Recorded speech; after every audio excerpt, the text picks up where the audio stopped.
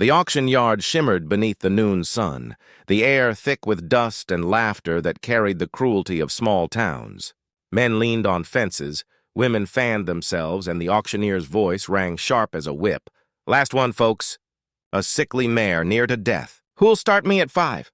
The horse stood trembling in the heat, her pale gray coat dulled with sweat and mud. Her ribs pressed against paper-thin skin, her mane hung like wet straw. Each breath came shallow and slow, as though the world itself weighed heavy on her chest. A murmur rippled through the crowd. Someone spat. Someone else said, "Ain't worth feeding that one." Among them stood Elias Boone, hat brim low over sunburnt eyes. He had known too much silence, too much loss, and something in that horse's eyes, a quiet plea for mercy, held him still. The bidding faltered, laughter fading into wind. Then he lifted his hand. $2. A hush, then laughter broke out again, cruel and echoing off the dry earth.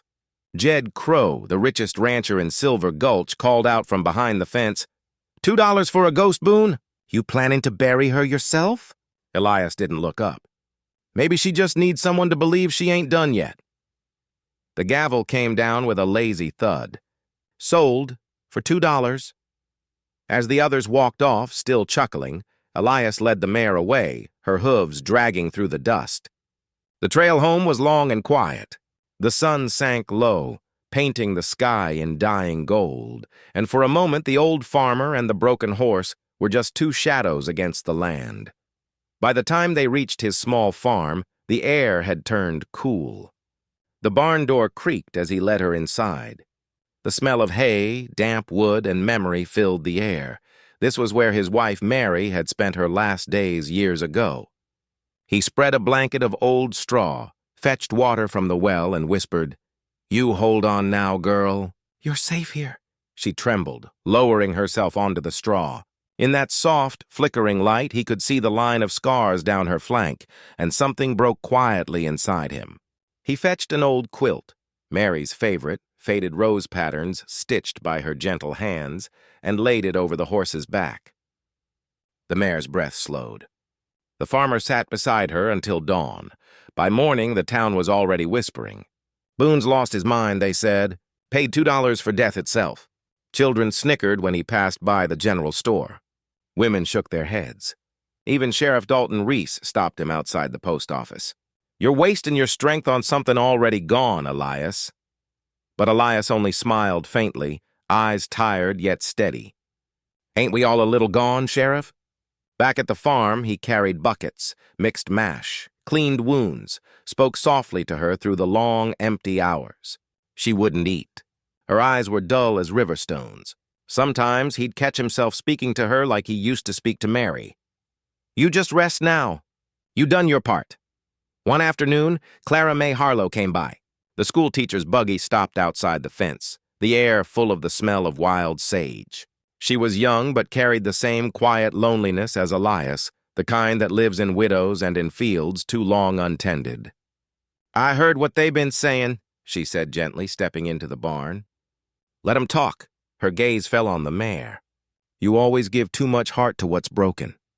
He smiled without looking up. "Maybe that's all I've got left to give." She stayed longer than she meant to, handing him bandages and water, neither of them talking much. When she left, she paused at the door. "If she makes it, you tell me. I'd like to see her again." "I'll tell you," he said, voice low as the dusk wind. The days blurred. Nights hummed with crickets and worry. Elias's hands grew raw from tending her. His back ached, but he didn't stop. Sometimes he'd wake in the dark, hearing her breath falter, thinking she was gone, and then he'd hear a faint exhale, stubborn and alive. One morning, the light through the barn was different, warmer, softer. Elias opened his eyes and found her standing. Shaky, but standing, her head lifted, chewing slow on a bit of hay. He froze, not daring to move. Then, with a small sound that was halfway between a sigh and a laugh, he said, "Well now, Mercy. You're a fighter." He named her Mercy because that's what she'd taught him, grace in weakness, strength in staying. From that day, the world seemed to breathe again. The fields felt greener, the sky wider. Clara began stopping by more often, first with feed, then with stories, then with just her presence. They mended fences side by side, their laughter mingling with the hum of cicadas. He caught her glancing at him sometimes, her eyes soft like the first rain after a long drought. Weeks passed. The mare's coat began to gleam faintly under the sun. She walked without trembling now, her steps light against the earth. Elias decided to bring her into town to show the folks what faith could do. When he rode through Silver Gulch, the chatter stopped. The same men who'd laughed before stared now in silence. Mercy's gray coat shone like silver dust under the noon sun. Children pointed. Women smiled faintly. But Jed Crow just spat tobacco into the dirt and said, "Should have saved your pity for yourself, Boone. Some things stay broken." Elias didn't answer. He rode past slowly, the mare steady beneath him, the crowd's eyes following in quiet disbelief. From the schoolhouse window, Clara watched, her lips parting in a smile that said more than any words could. The sound of Mercy's hooves faded down the main street, echoing against the mountains in the distance, steady, fragile, and proud. And as the light dimmed into gold, the man who'd paid $2 for a dying horse disappeared into the horizon, carrying with him a flicker of something the whole town had long forgotten: hope. A week of peace passed before the storm rolled in from the mountains. The sky darkened early, swallowing the horizon whole. The wind screamed through the valley, snapping branches, rattling the barn doors. Elias stood in the doorway, his coat flapping like a ragged flag, watching the world turn to shadow. Then came the pounding at his door. Jed Crow, drenched, wild-eyed, shouted through the rain, "My herd broke the fences! They're headed for the canyon!" No one else would ride out in weather like this. The water was rising fast, and the thunder shook the earth. Elias turned toward the barn. Mercy stamped and snorted, restless. The rain ran down her face like tears. He laid a trembling hand on her neck. "Old girl," he murmured, "we done harder things than this." Clara appeared behind him, shawl-soaked, face pale. "You'll be swept off the ridge," she cried over the wind. "You can't save 'em all." He turned to her with that quiet steadiness she'd come to know. "Ain't about saving 'em all, Clara. It's about doing what's right, even if it don't change a thing." She pressed her hand against his chest as if she could hold him back.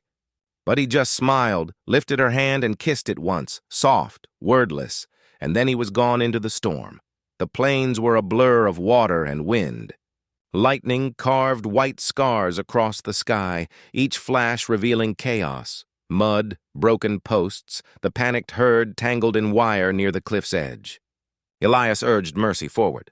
The mare's hooves splashed through knee-deep water. She stumbled once but kept going, ears pinned back, eyes blazing with the same stubborn fire that had once refused death itself. He leapt from the saddle, knife flashing in the stormlight. The barbed wire tore at his hands, blood mixing with rain. "Easy now," he whispered to the terrified horses. "You're all right. You're all right." From behind came Jed's voice, hoarse and desperate. "Boone, leave him! You'll kill yourself!" But Elias didn't stop. The last wire snapped free, and with a sharp cry, the herd surged forward, breaking through the flood toward higher ground. Mercy reared, mud flying from her hooves, holding her ground as the torrent roared beneath them. When it was over, Elias stood shaking, soaked to the bone, staring at the herd now safe across the ridge. He turned to Mercy. She was trembling, sides heaving, eyes half closed. He stumbled toward her, pressing his forehead against hers. "You did it," he whispered. "You brought him home." By the time the sun rose, the storm had broken. The plains steamed under a pale gold sky. Jed rode up slow, disbelief softening his hardened face. "Boone," he said, voice low, "I don't know how to thank you." Elias just shook his head, still kneeling beside Mercy. "You don't have to." She already did? He stayed there long after Jed rode away, the world still humming with rain. Mercy's breathing slowed, then faltered. Elias felt her weight lean against him, then grow still. He cradled her head, whispering her name like a prayer. "Rest now, girl. You earned it." Clara came running when the light broke fully. She found him in the doorway of the barn, his hat in his hands, eyes red but calm. The storm had taken much, but what it left behind was something deeper. peace. Days later, the farm was quiet again. The fences were rebuilt, the earth dry beneath a gentle spring sun. Inside the barn, the quilt still lay folded where she'd last rested. But one morning, Elias heard a sound, a soft nicker, high and new. There, beside the empty stall, stood a small gray foal, trembling on spindly legs, blinking against the light. Elias knelt, tears spilling freely. "Well, Mercy," he said, voice breaking into a laugh, "guess you weren't done after all." Clara came up beside him, smiling through her own tears. "Seems she left you a reason to stay." He looked at her then. Really looked. The grief that once haunted his face had softened into something almost tender. Maybe we both needed one. Word spread fast through Silver Gulch. The man who bought a dying horse for $2 had saved a herd and found new life in her last gift. The same townsfolk who once mocked him now stopped by the farm, tipping their hats, asking to see the colt. Even Jed Crow came, standing awkwardly at the fence. "You were right, Boone," he said quietly. "Ain't all things stay broken?" Elias only smiled. "Sometimes it just takes someone to see the good under the dust."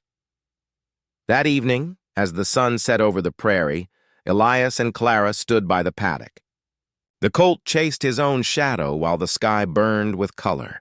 The land smelled of rain and promise. The wind brushed through the grass like an old song.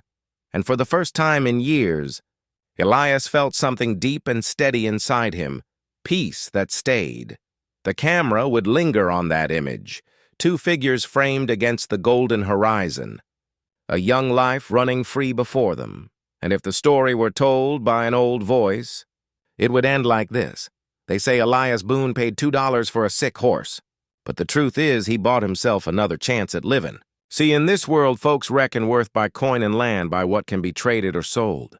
But mercy, real mercy, ain't got a price. Sometimes it walks into your life on four shaky legs and teaches you that the broken things, the forgotten ones, are the very things that keep this world soft enough to bear. The camera would fade then, to the wide fields of Silver Gulch, wind whispering through endless grass, a gray colt galloping into the amber light.